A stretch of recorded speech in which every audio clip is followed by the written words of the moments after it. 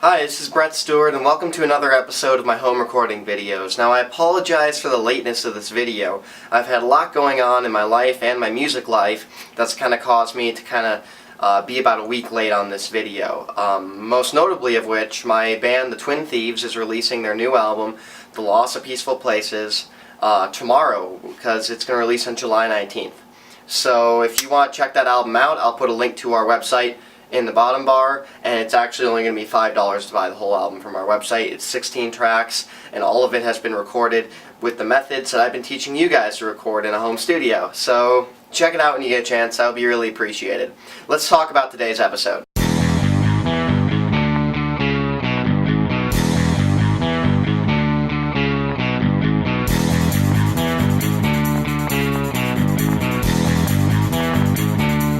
So last time on the show we talked about digital distribution, how to get your music to iTunes or Spotify. Now I want to talk about physical distribution this week because I actually feel that physical distribution is actually much more difficult for indie bands and indie artists, simply because it's much more expensive and it's much more time consuming and it's really hard to do. So let's talk about some stuff. Now obviously you have the option of going through a CD printer who can professionally put your CDs in jewel cases and make nice covers and automatically put it together all for you in a factory. The problem with this is that a lot of these printers have a minimum order of 1,000 or 100 or 500 copies, which means your initial investment in the whole deal could be upwards to $1,000. Now that's good if you have the money because you might get the return on it, assuming you can sell each of those CDs for $5 or $10. But the initial investment is really difficult, especially for indie musicians who are basically broke, which we pretty much all are. So I want to talk about some ways to do it in your home and to do it really effectively. Firstly, if you want to go through those companies, I'll put two links in the down bar. CD Baby does a pretty excellent job at that, and I know Disc Makers is also pretty affordable if you decide to go that route. But let's talk about how you can do it at home. So first, let's talk about your CD case. Obviously, you have to buy CD cases. If you want to order them online, all of this stuff is pretty cheap online, and I would highly recommend going to newegg.com. There you can buy CD cases, the whole 9 yards, and they're really inexpensive. Now, when I went to Staples a couple weeks ago to find some CD cases, they were selling this. It's basically a giant box of multicolored CD jewel cases.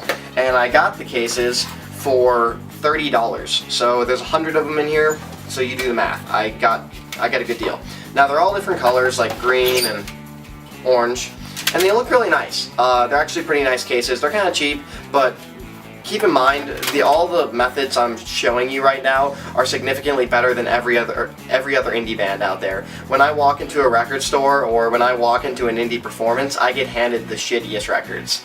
So I guarantee you that the way we're making it right now is going to look much nicer than that. So here's your option. What you can do is you can start by getting your CD cases either off Newegg or someplace like Staples. Then what you can do is you actually have to talk about the disc. The disc is a little more difficult because you don't want to just put like a stock disc in there that shows like the company like Memorax or something on it, because that looks terrible. So you have a couple options. If you have a newer computer or even an older computer that has a LightScribe, you can buy LightScribe discs and you can make them look like that. I'll focus the camera here so you can kind of see them. If you see, that is a LightScribe disc, and I've actually LightScribed a design onto it, so it's actually lasered onto the disc. I'm back in focus. Lots of older computers, or even some newer computers, will have LightScribe. The upside to it, it looks really professional. The downside, it's really expensive. It's about $1 a CD, so that's up to you. Let's talk about another way to do it. So your next option is you can buy like a CD labeler, which are actually really good if you actually take the time to do it right. Now Staples has a kit that you can buy for about $20. It comes with the applicator and it also comes with about 50 ready to do CD labels. And then you can buy the refills for like, I think it's like $20 for 100 of them. So it's really economically priced for indie musicians. Basically what it comes with is it comes with this black panel, and what you do is you take this red thing and you put it into the middle of the panel like that. And then you keep in mind the CDs on the panel, and then you put the red thing on. And then what you do is you print out your labels because they're going to be on like sticker paper. And what you do is you neatly put it over it, and this red thing will protect it to make sure it doesn't get on the circle in the middle.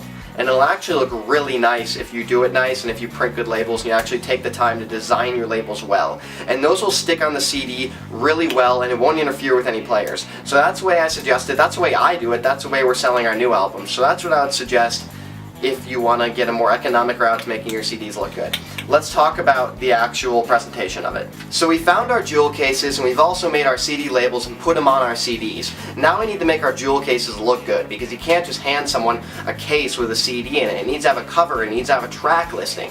So if you have that Staples label maker, it'll also come with a bunch of inserts, so you can actually design your front cover. You can slap your album art on it, and then you can also do a backside and a spine if you have a spine on them, which is really nice, and those label makers can do it really well. Now what I did with Larson for the Twin Thieves is what we did is we had this high quality, really nice glossy paper. So what we did is, this one isn't fully cut, but we took our album art and we cut it, and obviously this was cut more exact. This one we didn't finish. Then what we did is we cut it and we put it in the CD case. This is actually from Masquerade, our previous album, so we've been doing this for a long time. So if you put it in the CD case, it looks really nice. It looks like an actual album. These don't have a spine because they're cheaper, but it doesn't really matter because you have a case, you have a nice looking case, you have a cover, then you open it up, and you have a light scribed or a labeled CD that also looks very nice. And what you can do on the inside right here is you can put a track listing, and that's what we actually did with our newer album. So that's the way I would suggest doing those. Finally, I want to make a point about what you're putting on your CD, because you have to do this correctly, because if you don't, it'll look really dumb when someone puts it in their iTunes or their Spotify. When you're making your CD, I highly suggest that you burn it using a playlist feature in iTunes. Now, when you do that, there's a couple things you want to make sure of. First of all, even though your albums is sorted by number in the playlist, it won't be sorted by number when it's burned onto someone else's computer. So what you have to do for that is you have to right click each track, go into info, and then make sure you put the track number on it, say like 2 of 16. In addition to that, you want to go into every single track and upload the album art into it, and you want to make sure that the artist name and the song name are both correct. Because a lot of the times, if you burn it, say from GarageBand directly into iTunes, for me it'll say like Brett Stewart's album, and we don't want that. We want it to say Lost in Peaceful Places. So you want to go in and do that. You want to make sure that all these MP3s are correctly installed, because that way when someone goes and actually burns it onto their computer, they have your album art on it, they have the information on it, it's the correct band, it's the correct album, and all these songs are in the correct order. So I can't stress that enough. That's really important, because that's really professional. If someone just burns it onto their computer and it looks like a really crappy mixtape, they might not even care about it, listen to it, and more importantly, they won't even put it on their iPod because it'll look like crap. So that's really important. So I hope this helps you guys. This is a couple different ways to do your physical distribution. Now, as for actually distributing it, obviously you're not going to get these in stores. This is purely for giving to your friends, giving to labels if you want to put it in your demo kit, which I'm going to talk about next time, how to make a demo kit.